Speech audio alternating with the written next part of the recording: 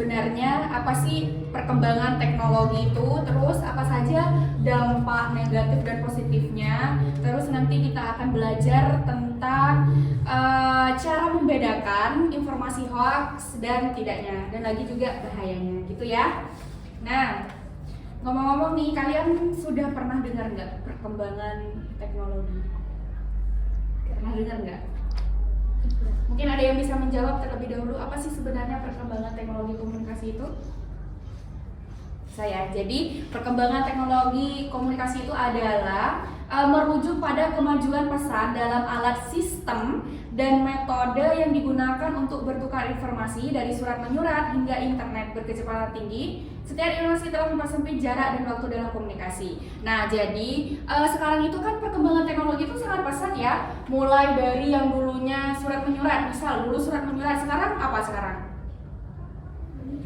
Kalau dulu kan surat menyurat tuh, kita teknologinya dulu kan surat menyurat. Kalau ingin mengirim pesan terus menggunakan burung, terus bunyi kentongan dan lain sebagainya kalau ada bahaya. Nah, kalau sekarang kan sudah semuanya serba teknologi. Dimana kalau sekarang sudah bisa menggunakan yang namanya WhatsApp, menggunakan teknologi apalagi handphone, terus apalagi mesin segala macam. Nah, sekarang itu sudah dipermudah dengan segala menggunakan mesin. Jadi dalam surat menyuratnya, telepon dan lain sebagainya itu sudah semakin gampang ya.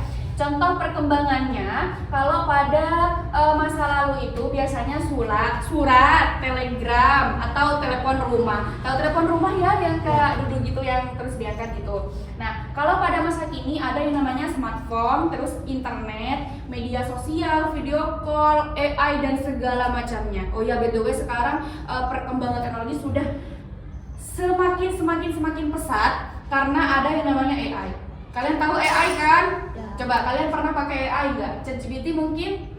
ChatGPT belum pernah tahu, atau mungkin kalian mau buat desain itu semuanya sudah serba ada. Tinggal kalian, misalnya kalian mau jelaskan materi tentang perkembangan teknologi. Nah, nanti itu semuanya sudah seruntut-runtutnya pasti dijelaskan oleh AI tersebut ya. Jadi kalian jangan sampai ketinggalan teknologi pada era sekarang. Coba sekarang saya mau tanya kepada kalian, adik-adik di sini pernah nggak menggunakan alat komunikasi di zaman dulu? Pernah nggak? Pernah? Kamu pernah? Gak pernah? Gak pernah. Nah, kenapa kalian gak pernah? Karena kalian hidupnya sudah enak sekarang. Sudah gak balik ke zaman dulu lagi. Sekarang sudah menggunakan teknologi, kalian enak sudah mengirim pesan, atau kalian nelpon gak perlu face to face, gak perlu tetap muka, bisa video call dan lain sebagainya. Itu ya, jadi paham ya adik-adik ya perkembangan teknologi pada masa kini. Selanjutnya adalah Kak, apakah ada dampak positif dan dampak negatifnya dalam perkembangan teknologi komunikasi ini? Pasti ada. Dampak positifnya yang pertama, mempermudah komunikasi. Kenapa mempermudah komunikasi? Karena menghubungkan orang dari berbagai belahan dunia, ya kan? Yang kedua, mempertahankan silaturahmi dengan keluarga dan kerabat yang jauh. Itu adalah dampak positif yang pertama, mempermudahkan komunikasi. Yang kedua adalah akses informasi lebih cepat dan luas. Sudah pasti itu ya, karena berita berita hari ini pasti terbitnya hari ini, karena itu adalah perkembangan teknologi, semakin cepat dan pesat. Selanjutnya adalah meningkatkan produktivitas. Terus inovasi di berbagai sektor. Nah, kalau di bidang ekonomi sekarang itu banyak e-commerce ya. Salah satu contohnya adalah apa? Yang ada aplikasi atau web yang ada sistem e-commerce-nya atau jual belinya. TikTok, Shop, apalagi Shopee, apalagi ya Lazada dan lain sebagainya. Itu ya inovasi di berbagai sektor. Entah itu di dunia ekonomi, terus pendidikan. Kalau di dunia pendidikan apa coba contohnya? Kita menggunakan, kalau di kampus itu menggunakan yang namanya e-learning. E-learning itu di mana di situ sistem pembelajaran itu sama kayak classroom. Kalian pernah menggunakan classroom? Pernah ya? Oke. Selanjutnya adalah hiburan dan kreasi. Tentu saja ini pasti ya. Kalian memanfaatkan teknologi pada zaman sekarang untuk apa? Yang pertama untuk belajar, yang kedua untuk hiburan, yang ketiga untuk apa lagi?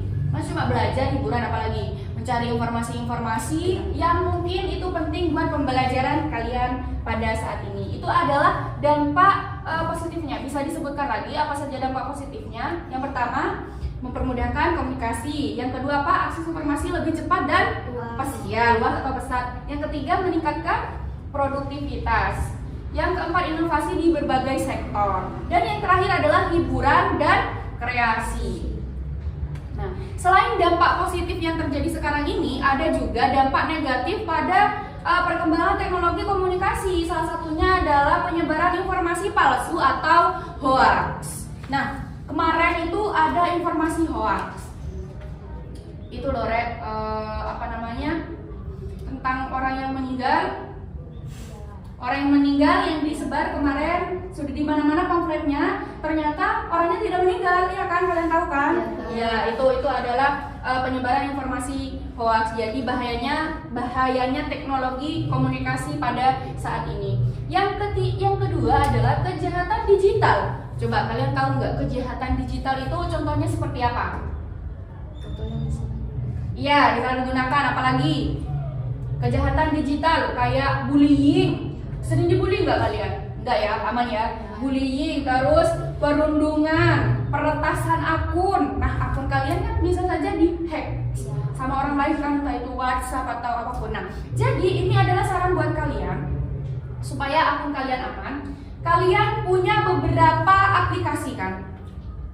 Misal banking kalian, WhatsApp, Instagram, TikTok, apalagi?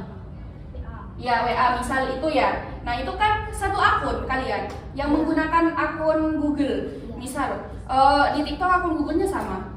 Di banking kalian akun emailnya sama.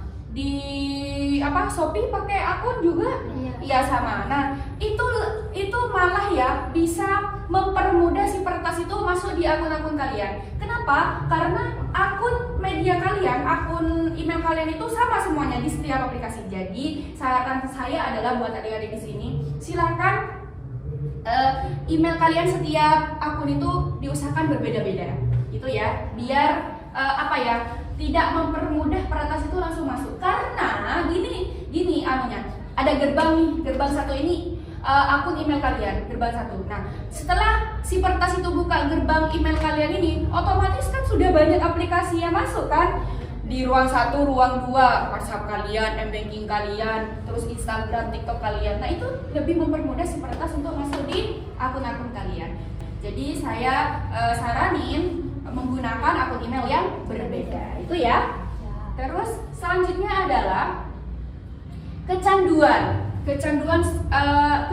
dan penurunan interaksi sosial. Jadi kalian kalau sudah kecanduan menggunakan gadget misalnya, udah itu dah, nggak bisa diatur itu jamnya itu dah. Pasti belajar kalian lagi menurun, ya kan? Apalagi kalau sudah kecanduan main game. Kecanduan main game, jadi kayak seperti yang saya sudah sampaikan barusan, belajar kalian tambah menurun, terus bisa mengakibatkan mata kalian panas dan lain sebagainya. Itu ya.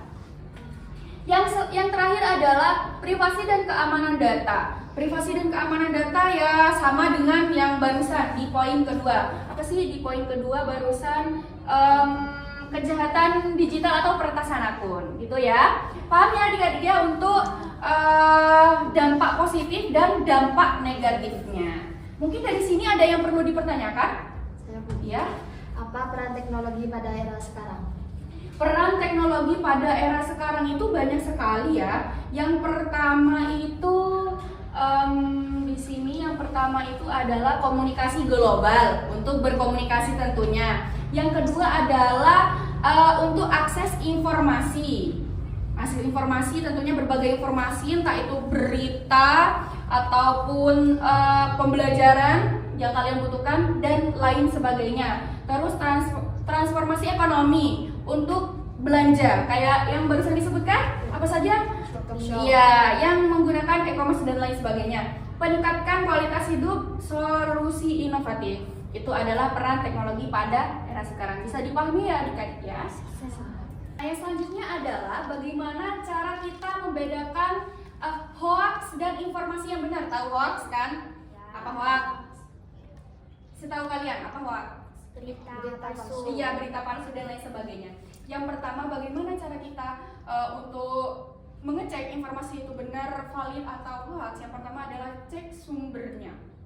Biasanya kalau informasi-informasi, salah contohnya adalah berita, itu biasanya ada di Kompas, tahu Kompas, atau Radar Jember, atau Radar Jember dan lain sebagainya. Itu kalian cek di situ apakah akun itu official atau enggak. Semisal akunnya sudah resmi, berarti itu benar-benar informasinya sudah valid. Semisal tidak, silakan kalian cari berita di sumber-sumber lainnya. Pasti ada berita, misal kecelakaan nih, si Radar menginformasikan berita, pasti itu di kompas.com itu juga menginformasikan berita. Jadi kalian nanti cari perbandingannya, apakah ini hoax atau enggak gitu ya. Yang pertama adalah cek sumber beritanya. Yang kedua adalah perhatikan judul.